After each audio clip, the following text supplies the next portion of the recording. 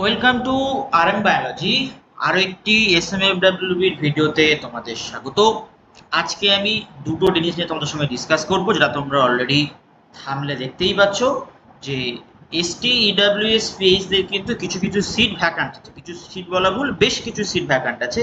সেই সিটগুলো কি জেনারেলরা পাবে, বা যারা কাউন্সেলিংয়ে অর্থাৎ 6-7 তারিখে যারা কাউন্সেলিংয়ে উপস্থিত থাকতে পারেনি, ক্যাটাগরি যে কাউন্সেলিংগুলো হয়েছে, তারা কি করবে, তারা কাউন্সেলিংয়ে পার্টিসিপেট করতে পারবে কিনা, এই দুটো প্রশ্ন আমি লাস্ট দুদিন অর্থাৎ 6 তারিখ এবং 7 তারিখ কাউন্সেলিং হয়ে যাওয়ার পরে প্রচুর মেল পেয়েছি, কমেন্ট পেয়েছি, প্লাস অনেকে ফোনও করেছে এই দুটো জিনিস জানার জন্য। তো আমি তোমাদেরকে অলরেডি বলেও দিয়েছি এর যে কি ফলাফল, তাও তোমাদের সুবিধার জন্য আমি কিন্তু একটা অফিসিয়াল ইনফরমেশন তোমাদেরকে আজকের ভিডিওতে দেবো। তাই ভিডিওটি শেষ পর্যন্ত দেখো, এবং যারা চ্যানেলে নতুন চ্যানেলটি সাবস্ক্রাইব করে নাও এরকম সব থেকে অথেন্টিক তথ্য পাওয়ার জন্য। তো চলো আমরা অফিসিয়াল ইনফরমেশনটা শুনি কি বলা হচ্ছে। তো দেখো, আমি কিছুক্ষণ আগে দেখতেই পাচ্ছ 14 মিনিট আগে আমি ফোন করেছিলাম, তো সেখানে যে কথাটি বলা হয়েছে তো সেই জিনিসটা আমরা একটু শুনে নেব। তাই চলো আমি ভিডিওটা অডিওটা তোমাদেরকে শুনিয়ে দিই।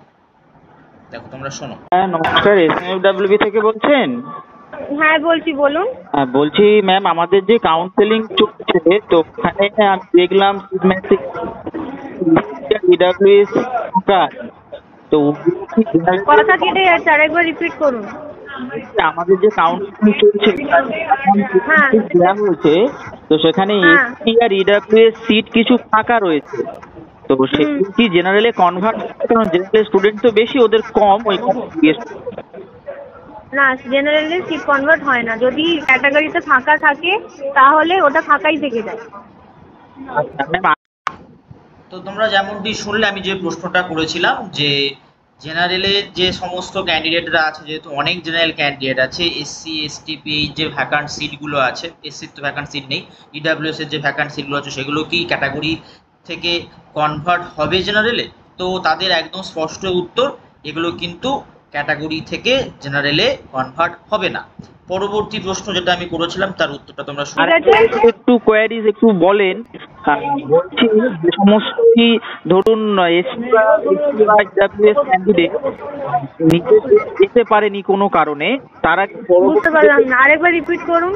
মানে যে সমস্ত ক্যাটাগরি ক্যান্ডিডেটদের কাউন্সেলিং অলরেডি হয়ে গেছে 6 তারিখ 7 তারিখে, তারা যদি কোনো কারণে উপস্থিত না থাকতে পারে, তারা কি নিজেদের ওই ক্যাটাগরি সিট তারা আসবে, ক্যাটাগরি পাবে না, জেনারেল হিসেবে পাবে। আচ্ছা, অনেক ধন্যবাদ ম্যাম। দ্বিতীয় প্রশ্নের উত্তরে তোমরা যেমন বললে যে আমি যেটা জিজ্ঞেস করলাম যে যারা যেতে পারেনি 6 তারিখ 7 তারিখ, যাদের ক্যাটাগরি ছিল কোনো কারণে যেতে পারেনি, তারা পরবর্তীতে যদি যায় তারা তাদের ক্যাটাগরি যে সিটগুলো ফাঁকা আছে সেগুলো নিতে পারবে, নাকি কম্বাইন্ড র্যাঙ্ক অর্থাৎ জেনারেল হিসাবে তাদের সিট নিতে হবে? তো স্পষ্ট ওখান থেকে জানানো কি হলো, তাদের কিন্তু as a general candidate combined rank হিসাবে কিন্তু তাদের কাউন্সেলিংটা হবে।